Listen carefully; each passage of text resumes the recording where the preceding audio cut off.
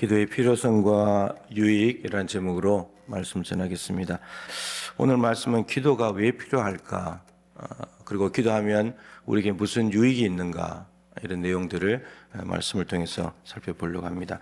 하나님께서 천지 만물과 인간을 창조하신 뒤에 처음으로 인간 편에서 하나님의 이름을 부른 것은 우리가 잘 아시는 대로 창세기 4장 25절에 아담의 손자인 에노스 때입니다.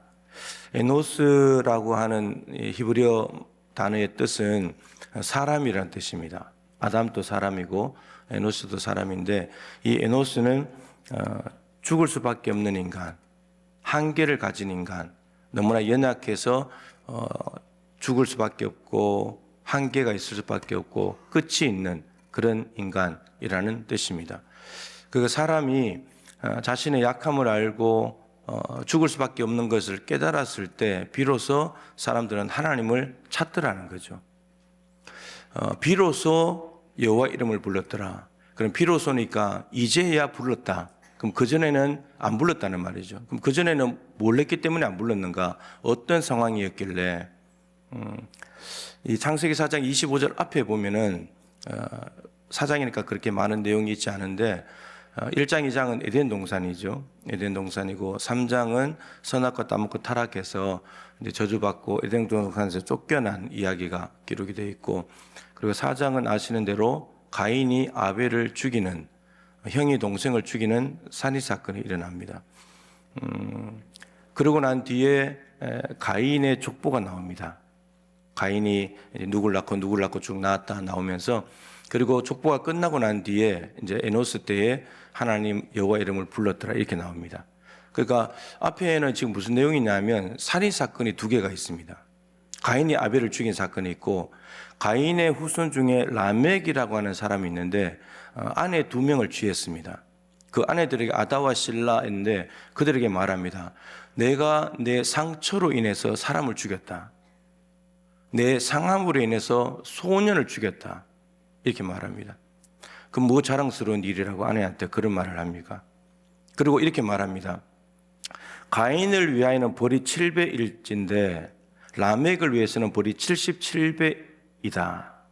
이게 무슨 말이냐면 가인이 아벨을 죽이고 난 뒤에 하나님 앞에서 그 범죄가 드러났을 때 너는 농사를 지어도 땅이 효력을 내지 않을 것이고 떠돌아다니면서 유리하는 사람이 될 것이다. 그렇게 했을 때 가인이 하나님 내가 이 짐을 지기가 너무 무겁습니다. 그랬더니 사람이 나를 죽일 겁니다. 이렇게 말하니까 하나님께서 아니다. 가인 너를 죽이는 자는 벌을 7배 받을 거다. 그러니까 하나님께서 이해할 수 없는 은혜를 주시는 거죠. 가인에게. 회개도 안 했는데 은혜를 주셔가지고 가인을 죽이는 사람은 벌을 7배 받을 것이다. 그런데 이 라멕이 5대 위에 있는 가인을 아는 모양이죠. 가인을 죽인 자가 벌을 7배 받는다면 나를 건드리는 사람은 77배를 받을 거다. 그 가인에 대해서는 하나님께서 하신 말씀인데, 라멕은 자기가 셀프로 나를 건드리는 사람은 77배 벌을 받을 거야. 나 건드리지 마. 이렇게 말하고 있다는 거죠. 여러분 너무 뻔뻔하잖아요.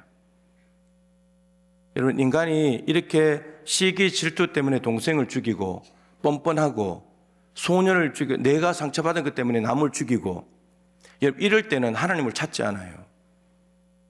마음이 교만하잖아요. 이럴 때 사람 찾지 않아요.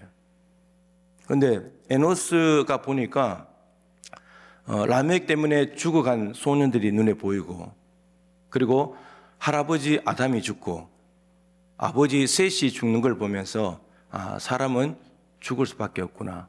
900세를 살아도. 그거를 알게 된 거죠. 그러면서 에노스 때의 사람들이 우리가 죽을 수밖에 없는 한계가 있는 인간임을 깨닫고 그때서 비로소야 하나님의 이름을 부르기 시작했다는 겁니다.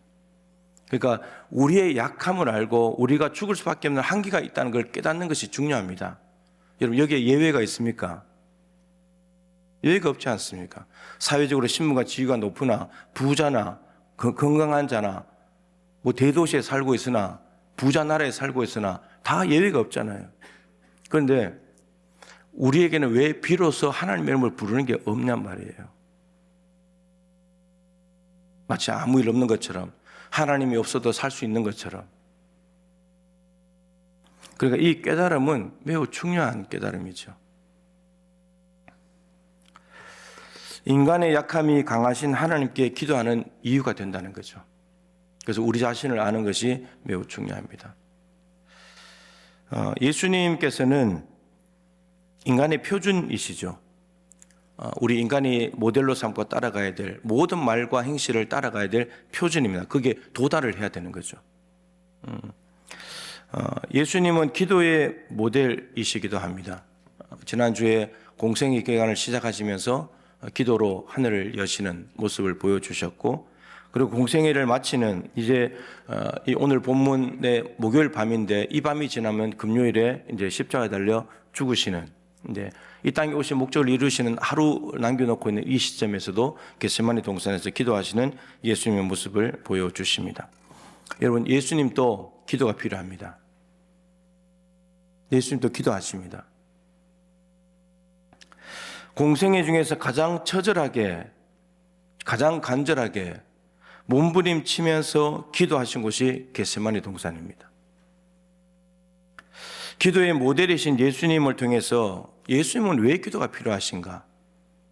그리고 그 기도를 통해서 예수님은 무엇을 얻게 되셨는가? 우리가 이걸 보면서 기도의 모델이신 예수님을 따라서 우리도 기도하면서 예수님을 닮아가보자 하는 것이 이번 과의 목적입니다. 우선 예수님께서 겟세마네 동산에서 기도하시는 그 마음과 심정을 좀 볼 필요가 있습니다. 오늘 본문에 보면은 고민하고 슬퍼하사, 너무너무 고민이 되고 슬프셨다는 겁니다. 그리고 37절, 38절에는 매우 고민하여 죽게 되었다. 내 마음이 지금 죽을 지경이다. 너무나 솔직하게 이제 표현을 하고 계시죠. 다른 본문의 도움을 좀 빌리면 마가복음에도 놀라셨고 슬퍼하셨다. 놀란 상황 가운데 있습니다. 지금 놀란 상황. 십자가를 앞에 두고 놀라고 슬퍼하시는, 누가복음에는 땀이 땅에 떨어지는 핏방울 같이 되었다. 여러분, 그 밤 시간에 대제사장 집에 잡혀갔을 때 불을 피워놨잖아요. 여러분, 그 추운데 제사장 집에도 불을 피워야 되는데 겟세마네 동산에 가시니까 얼마나 더 춥겠어요. 그런데 그 추운 곳에서 기도하는데 땀이 핏방울 같이 됐다는 거예요. 땀 한 방울 나기 힘든 시간인데, 날씨인데 얼마나 간절히 기도하셨던지. 천사가 나타나서 힘을 도와야 될 만큼 온 에너지를 다 쏟아부었다는 거죠. 히브리서 5장 7절에는 심한 통곡과 눈물로 간구와 소원을 올렸다. 통곡을 했다는 겁니다. 히브리서 기자는 예수님께서 심한 통곡과 눈물과 함께 오늘 겟세마네 기도를 올려드렸다, 이렇게 기록을 하고 있습니다. 공생의 기간 중에 여러분 이런 예수님의 모습을 본 적이 있습니까? 이런 모습은 처음이고 낯설기까지 합니다. 예수님 맞아? 싶을 정도로. 십자가를 지시기 위해서 오신 예수님이 십자가를 지기 하루 전날 이렇게 기도하셨다는 것은 얼른 납득이 되지 않습니다. 이제 날이 새고 나면 이 땅에 오신 목적을 이루는 건데, 그런데 이렇게까지? 이 땅에 오신 목적을 이루는 일이 코앞에 다가왔고, 그리고 그동안에 어떤 시험과 유혹에도, 사탄이 유혹해도 말씀 세 구절로 물리치시고, 베드로에게 찾아온 마귀가 십자가를 막을 때 사탄아 물러가라고 수지자한테 그런 말씀을 하시고, 오병이어 기적을 행했을 때 사람들이 임금 삼아준다고 했는데 그 임금도 마다하고 나는 그거 하러 온 거 아니야, 그 사람 사이로 빠져나가시면서 전혀 관심이 없는 그런 유혹들도, 임금 만들어주겠다는데 그런 유혹도 다 피하시고 오신 분인데 이렇게까지 고민하고 슬퍼하고 죽을 지경이라고 토로하실 일인가, 이런 생각이 드는 거죠. 그런데 아버지의 뜻도 알겠고 이 땅에 오신 목적도 다 알고 있고 십자가를 져야만 하는 것도 알지만 기도할 수밖에 없는 자신의 연약함을 솔직하게 온몸으로 보여주시는 거죠. 인간의 표준이니까. 인간은 이런 거라고. 예수님이 완전한 하나님이시기만 한다면 이럴 필요가 없지만 완전한 인간이시니까 인간으로서 이런 상황 속에서 나도 기도가 필요하단다, 이걸 이제 보여주시는 거죠. 그렇다면 예수님의 기도 제목은 뭐였을까요? 우리가 이걸 이제 보는 것이 중요하겠죠. 예수님의 기도 제목은 한마디로 아버지의 뜻대로 하는 겁니다. 이게 유일한 거예요. 내 원대로 마옵시고 아버지의 원대로 되기를 원합니다. 이 기도 제목 하나예요. 아버지, 내 원대로 좀 해주세요. 내 뜻도 좀 고려해 주세요. 내가 지금 이거 필요한데 이거 해주세요. 이런 기도 없어요. 우리의 기도는 하나님 이거 해주세요. 저거 해주세요. 너무너무 많잖아요. 아버지의 뜻대로 되게 해주세요. 이런 기도가 예수님 인간의 표준이신 예수님이 기도했다는 겁니다. 여러분, 우리는 기도 내용을 바꿔야 돼요. 기도 내용 바꿔야 돼요. 기도는 하나님 앞에서 우리의 뜻을 때를 쓰는 게 아닙니다. 우리의 때를 쓴다고 땀 흘리고 핏방울이 되고 슬퍼하고 놀라고 고민하는 게 아니라고요. 아버지의 뜻 때문에, 아버지의 뜻을 내 뜻으로 인해서 못 이루어드릴까 봐, 그래서 처절하게 눈물 흘리면서 기도하시는 거예요. 그런데 문제가 뭐냐면 예수님 마음 안에 내 뜻대로 하고 싶은 마음이 일어나는 거죠. 하나님 아버지, 이 잔이 지나갈 수 있게 해주십시오. 여러분, 이 잔은 하나님의 진노의 잔, 죄인을 심판하시는 무시무시한 하나님의 진노의 잔, 공의의 하나님이 내리시는 죽음의 심판이거든요. 근데 내 원대로 마옵시고, 이 말은 내 원은 이거 지나가는 겁니다. 근데 이 지나가기를 원하는, 십자가 못 지겠다는 이 마음과 십자가를 져야 된다는 아버지의 뜻이 싸우고 있는 거죠. 마음 안에서. 당연히 그게 일어나지 않겠습니까? 하나, 예수님이니까 나 당장 십자가 갈게요. 이게 아니라는 거죠. 인간이시니까.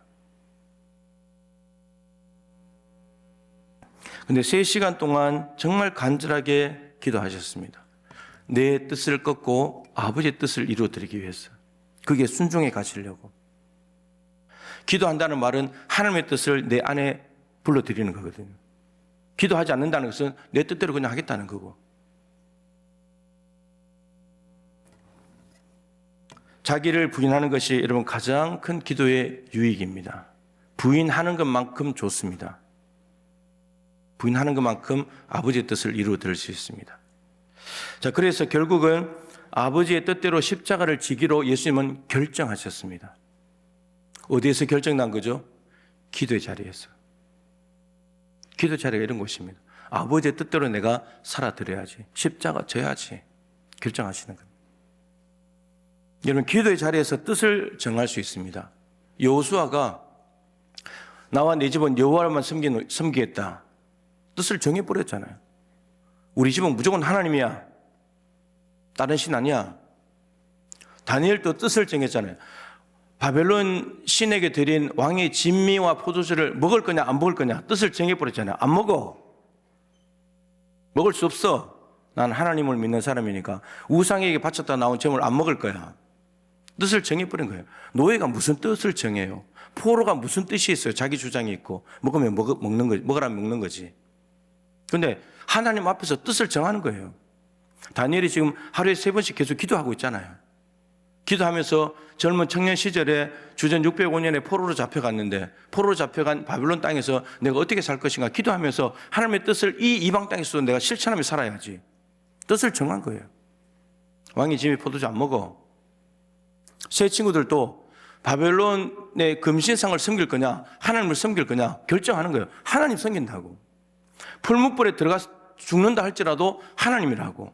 하나님이 설사 풀무불 속에 찾아와서 안 구해주신다 하더라도 우리가 이렇게 하나님을 믿는데 이방 땅에 와서도 하나님을 믿는다고 신앙 고백을 했는데 그래도 풀무불에 들어가서 하나님이 안 살려준다 할지라도 우리는 하나님 믿겠다고.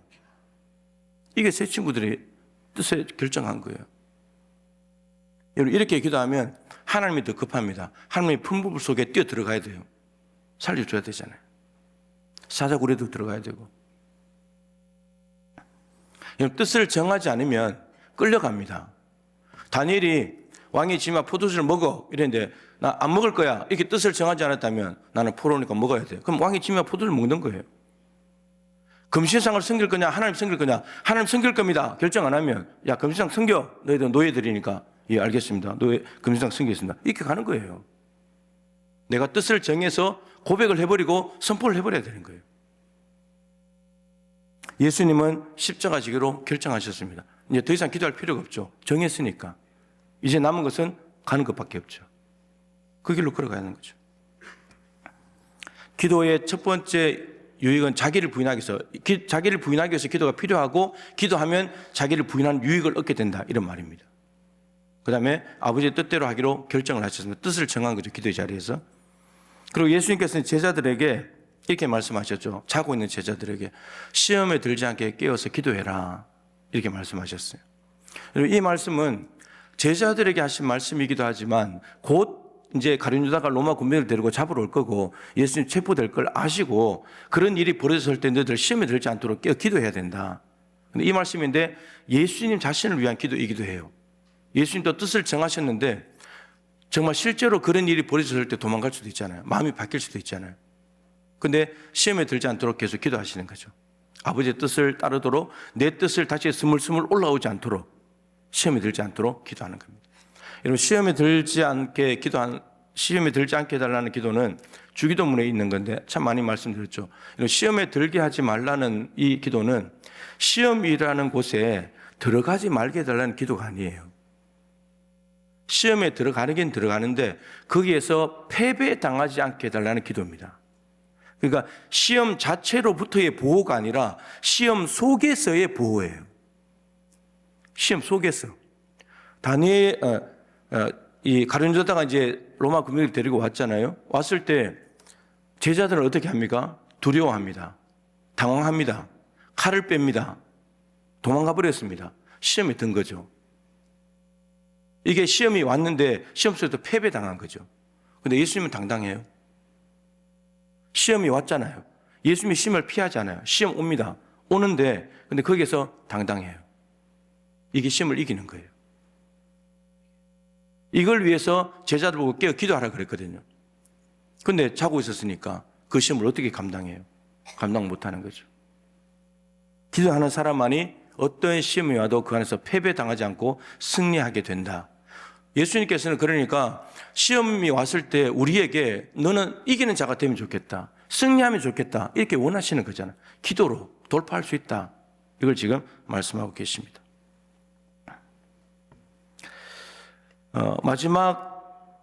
마지막 기도의 유익은 뭐냐면 참 귀한 은혜가 됐던 말씀인데 마지막 절에 보면 예수님이 제자들에게 일어나라 함께 가자 이렇게 말씀하세요. 예수님은 지금 아버지의 뜻대로 하기로 결정했기 때문에 아버지의 뜻을 이룬 대로 함께 가자. 예수님은 가고 있어요. 아버지의 뜻을 따라서. 근데 제자들은 못 가요. 여러분, 하나님 나라를 위해서 아버지의 뜻을 이루기 위해서 함께 가자 초청, 얼마나 귀한 초청입니까? 영광스러운 초청이잖아요. 너 나랑 동업하자. 너무 귀한 초청인데 이 초청을 못 따라간다는 거예요. 제자들 다 도망가 버렸잖아요. 부인하고 저주하고 멀찍이 떨어져서 가고 못 따라가잖아요. 기도하지 않기 때문에. 시험 들어버렸으니까. 그런데 기도하신 예수님 시험에 들지 아니하고 십자가로 그냥 가는 거예요. 아버지 뜻을 이루어드리기 위해서. 예수님께서는 제자들에게 나를 따라오려거든 자기 부인하고 자기 십자가 지고 나를 따라올 것이다. 이게 제자도 말씀하셨던 거잖아요. 근데 예수님께서는 언제나 자신이 먼저 그 삶을 사세요. 하나님과의 관계 속에서. 지금 기도로 자기를 부인했잖아요. 아버지의 뜻을 따르기로 결정했잖아요. 자기 십자가를 지니기로 결정했고 하나님 뜻대로 가는 거예요. 예수님께서 먼저 그런 삶을 사시면서 제자들에게 너희들도 나를 닮아서, 인간의 표준인 나를 닮아서 너희도 이렇게 살면 좋겠다. 너희들도 너희 자신 부인하고 십자가 지고 나를 따라와라. 근데 그게 기도로 가능하다. 이렇게 오늘 말씀하고 계십니다. 이런 기독교 신앙의 출발점은 자기 부인입니다. 자기를 부인하지 않으면, 자기 부인하고 자기 십자가 지고 주님 따르는 건데, 자기를 부인하지 않으면 기독교 신앙, 예수 믿는 신앙은 출발도 못합니다. 나를 부인하여 예수를 믿을 거 아니에요. 나를 인정해버리면 예수 안 믿거든요. 나를 부인해야 되는 거예요. 내가 나를 구원할 수 없다는 것, 내가 한계가 있는 인간이라는 것, 이걸 인정을 해야 나는 나를 구원 못한다. 이걸 인정을 해야, 나는 무능력하다. 이걸 인정해야 능력이신 예수님을 따라가게 되는 거죠. 기독교 신앙의 출발점은 자기를 부인하는 것입니다. 마지막으로 우리가 좀 생각해야 될 것은, 여러분 이렇게 자기를 부인하고 자기 십자가 지고 십자가 죽어버리면 비참한 삶이죠. 하나님의 뜻을 따라가는 삶이 비참하고 불쌍한 삶이죠. 그러지 않잖아요. 얼마나 영광스러운 삶입니까? 왜요? 부활이 있잖아요. 하나님 보좌 우편에 가시잖아요, 예수님이. 그 삶으로 초대하는 거예요. 지금 언뜻 보기에는 십자가 지는 힘들고 죽는 길 같아 보이는데, 결국 예수님께서 우리 보고 나를 따라올 것이다 초대하는 것은 여기까지만 따라오라는 것이 아니라 십자가까지만, 영광의 자리까지 따라오라는 거예요. 그럼 이 길을 경유해서 가야 된다는 거예요. 이걸 패스하고 그냥 갈 수는 없으니까 이 길 따라와서 십자가의 길로 멈추는 것이 아니라 나는 영광으로 간다. 그쪽으로 와야 된다. 얼마나 이게 영광스러운 길입니까? 하나님은 우리를 죽이려고 하시는 분이 아니라 살리려고 하시는 분이죠. 자기가 죽으면 죽었지, 우리를 살리려고 하시는 분입니다. 여러분에게는 놀랄 일이 없습니까? 슬퍼할 일이 없습니까? 고민할 일이 없습니까? 죽을 지경인 일은 없습니까? 우리도 한계가 있어 곧 죽지 않습니까?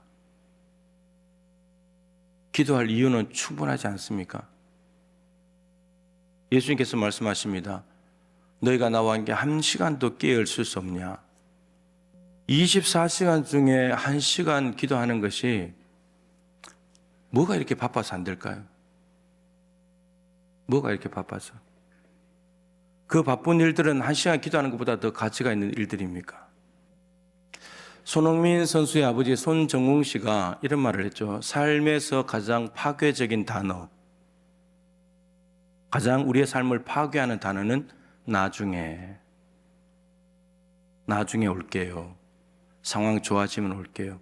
여러분, 이렇게 이야기했죠. 돈은 저축해 놓을 수 있고, 돈은 또 없으면 벌면 되고, 저축해놨다 끄집어내서 쓸 수 있잖아요. 근데 시간이 지나가면 저축이 안 되는 거예요, 시간은. 지나가면 끝인 거예요. 근데 나중에, 그럼 그 나중에 될 만큼 시간을 또 그날 다른 데 쓰겠다는 거잖아요. 만약 그런 정신으로 살았다면 손흥민 선수가 나올 수가 없었겠죠. 우리도 마가다락방에 120명이 열흘 동안 집중적인 기도를 했잖아요. 집중하는 기도. 그죠? 신앙생활에도 여러분 집중이 필요합니다. 30일 동안 집중해서 기도만 하는 거죠. 삶을 단순화시켜서. 30일 기도학교, 우리에게는 기도가 필요한 존재이고, 따라서 기도하게 되면 그 필요들을 다 체험해서 많은 유익을 얻게 되는 너무나 중요한 하나님께서 만들어주신 은혜의 장치입니다. 그래서 이 시간을 예수님께서 먼저 기도의 모델로 보여주신 것처럼 그 예수님을 따라서 우리도 기도함으로 말미암아 예수님을 더욱더 닮아가는 기도의 사람들 되실 수 있기를 바랍니다.